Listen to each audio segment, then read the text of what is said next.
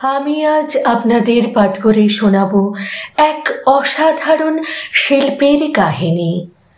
এক শিল্পী যখন নিজের প্রিয় মাধ্যম ছাড়িয়ে অন্য মাধ্যমে নিজেকে গড়েন, তখন তা হয়ে ওঠে অনন্য সাধনা চর্চা, অনিন্দিতা।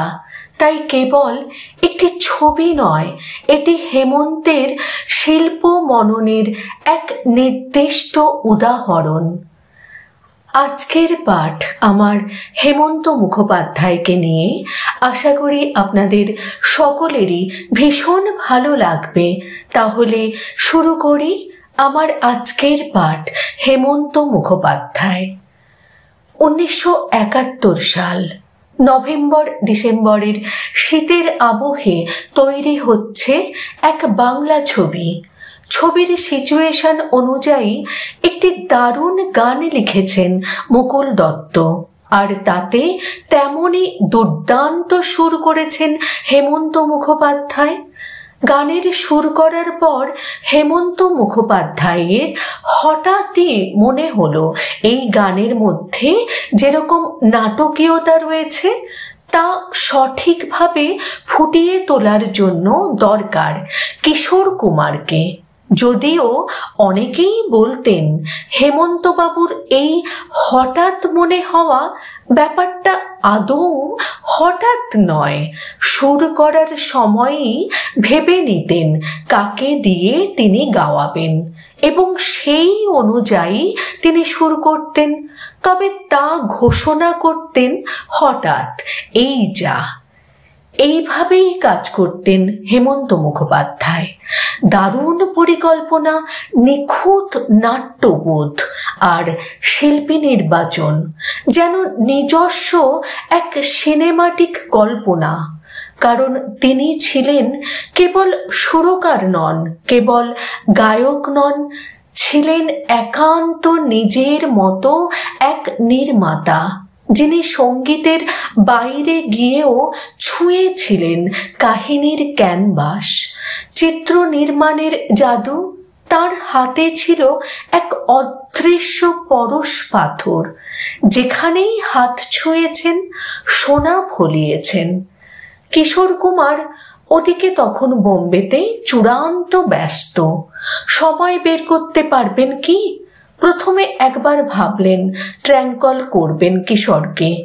এমনিতে ফোনে শিডিউল বুক করাকে খুব একটা পাত্তা দিতেন না কিশোর কুমার। আর তাও যদি হয় এমন ব্যস্ততার মধ্যে, তাহলে তো সোজা না করতে দ্বিতীয়বার ভাববেন না। তবে হেমন্তবাবু বললে হয়তো সোজাসুজি নাকচ করতেন না। কিন্তু নিপাট ভদ্রলোক হেমন্ত মুখোপাধ্যায় তাঁর প্রতিভা ও কদরের অহেতুক ফায়দা তুলতেন না কোনোদিনই। সব শিল্পীকে অসম্ভব সম্মান করতেন।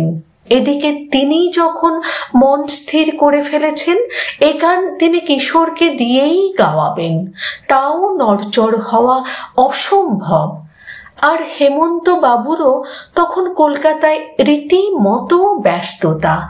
বোম্বে যাবেন শুনলে অনেকেই বাধা দেবেন। তাই এক প্রকার সবার চোখ এড়িয়েই প্লেন ধরে সোজা উড়ে গেলেন বোম্বে। কিন্তু সেখানে গিয়ে হলো মুশকিল। যা ভেবেছিলেন তাই। কিশোর কুমার তো ভীষণ ব্যস্ত। তিনি টানা ডেট দিয়ে রেখেছেন আর.ডি. বর্মনকে। এদিকে কলকাতার চরম ব্যস্ততা ফেলে হেমন্ত বাবুর পক্ষেও বেশি দিন সেখানে থাকাও সম্ভব নয়। কি করা যায়? হেমন্ত বাবুর সঙ্গে কিশোরের সম্পর্ক ছিল বরাবরই দাদা ভাইয়ের মতো, একে অপরের খুব প্রিয়জন। হেমন্ত বাবু বললেন, কিশোর, একটু ম্যানেজ করে গানটা গেয়ে দাও। এই গানটা তোমাকে ছাড়া অন্য কাউকে দিয়ে হবে না। প্রিয় দাদার এমন আবদারে কিশোর পড়লেন মহা ফ্যাসাদে। অগত্যা উপায়ন্তর দেখে শরণাপন্ন হলেন আর.ডি. সাহেবের। সব কথা খুলে বললেন রাহুল দেব বর্মনকে। সব শুনে আর.ডি. বর্মন বললেন, ওরে বাবা, একটা কিছু তো করতেই হবে, হেমন্তদা বলে কথা।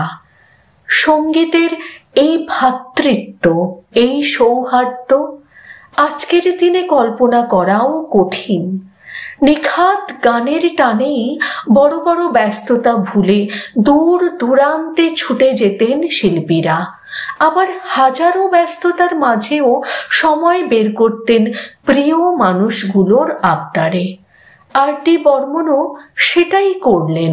অত্যন্ত ব্যস্ত শিডিউল থেকে বুদ্ধি খাটিয়ে হিসেব নিকেশ করে সময় বের করে আর.ডি. বর্মন কিশোর কুমারকে ছাড় দিলেন অল্প সময়ের জন্যে। বেশি খাটতে হলো না।